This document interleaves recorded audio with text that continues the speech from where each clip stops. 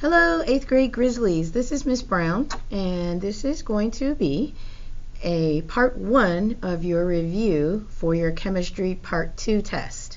So what we're going to do is we're going to do a brain dump on this index card, and it's going to just have the key concepts that we learned in this chemistry part 2 unit that will help you prepare for your test. Okay, so have your index card in front of you and make sure your name is on it. And let's get started. Okay, so we started this chemistry part 2 unit talking about trends on the periodic table. So we talked about groups, we talked about periods, then we talked about how to count atoms. So that's what we're going to review right now and put that key information on here, okay? All right, so let's start by going over the properties of metals, nonmetals, and metalloids. Okay, so metals, okay, the properties of metal. Let me switch this around here. Okay, they are shiny, malleable. Okay, malleable means that they can be hammered into thin sheets. So when you think of malleable and hammering into thin sheets, I want you to think of aluminum foil, because aluminum foil is metal. Okay. Ductile, which means you can draw it into a thin wire. Okay. They are good conductors of heat and electricity, and they are solid. Okay.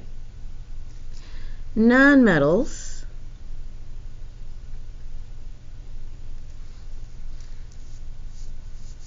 some over here. Oh, and I will say that metals are most of the periodic table. And I'm just going to say PT for periodic table, okay? So I'm trying to squeeze in as much information on this card as possible, okay? So we'll say PT for periodic table, all right? So when you look at this periodic table, everything to the left of this, the metalloids, everything to the left of the metalloids are metals with the exception of hydrogen, okay? Hydrogen is a gas and it is a nonmetal. So just remember that, okay?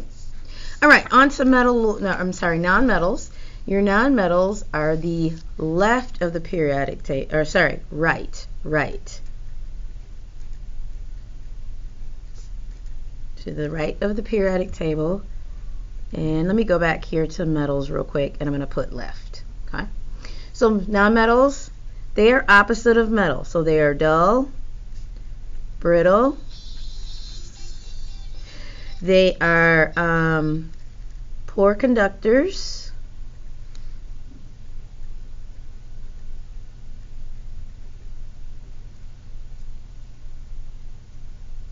And I said dull and brittle. Okay. And they are mostly gas. Okay. All right. And then let's talk about metalloids.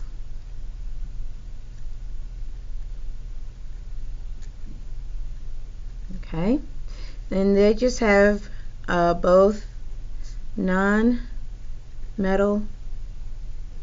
and metal properties.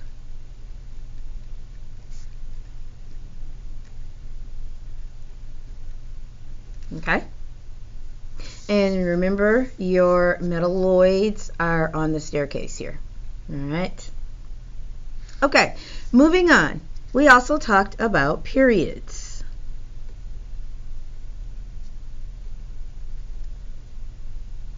Okay. Periods are the rows that go across,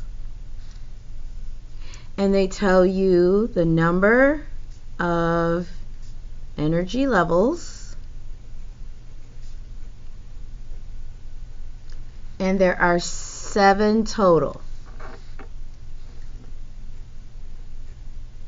Okay, So this is period 1, 2, 3, 4, 5, 6, and 7. So period 1 has 1 energy level, period 2 has 2 energy levels, period 3 has 3 energy levels, and so on. Okay?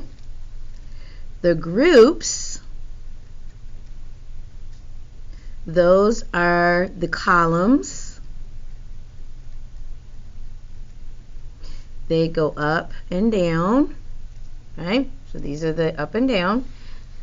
They tell you the number, or you can, okay, let me back up here. You can get the number, okay, how do I want to say this? Okay, elements in the same group have the same number of valence electrons, and they have similar reactivity. Okay? So, for example, I'm going to switch out my periodic tables here real quick. All right, so this is group or family 13. All of these elements have similar reactivity, and they also have 3 valence electrons, which I'm going to go into that in just a second. This is family 14. All of these elements have similar reactivity, and they have 4 valence electrons, and so on. Okay? So if they are in the same family, in the same column, they have similar reactivity, and they have the same number of valence electrons. All right, so valence electrons, these are electrons, I'm just going to use that to abbreviate, in the outermost shell. Okay? So, if this is the nucleus, this is my first energy level, and let's say this is my second energy level. These are the valence electrons.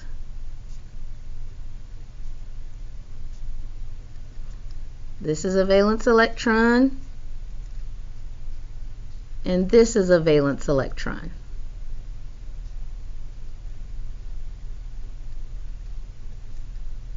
Okay, so they are the ones in the outermost shell. Valence electrons, these determine reactivity. Okay, very important that you know that. Okay, so elements in the same column or family or group, I'm going to just say group for the purposes of being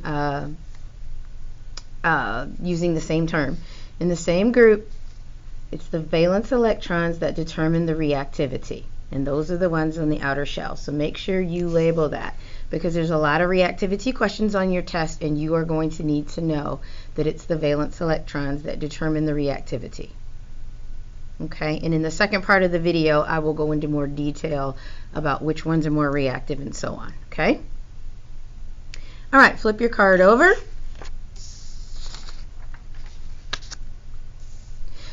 The last thing we talked about were counting atoms. Okay, so the rules for counting atoms, you do your parentheses first.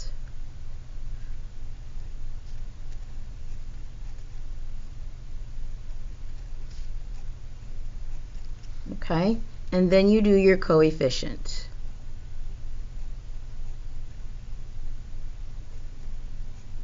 Okay, so for example, if you have a formula such as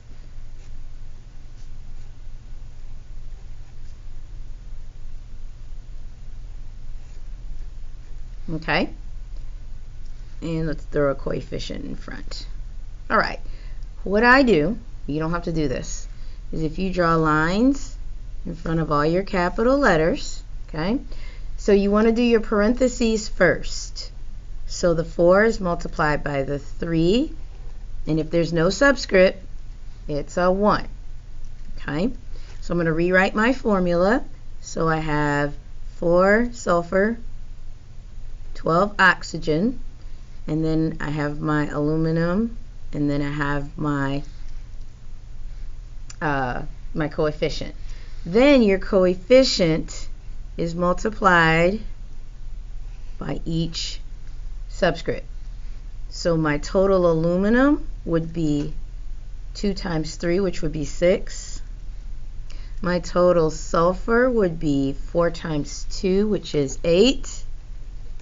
And my total oxygen would be 2 times 12, which is 24. Okay? So remember, when you're counting atoms, parentheses first, then the coefficient. And here's your example. Okay? Now, if it asks the number of elements,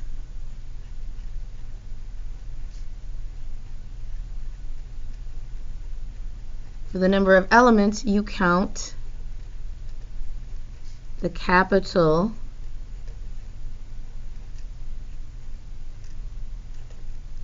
letters. Okay, so here I have 1, 2, 3 capital letters, so I have 3 elements.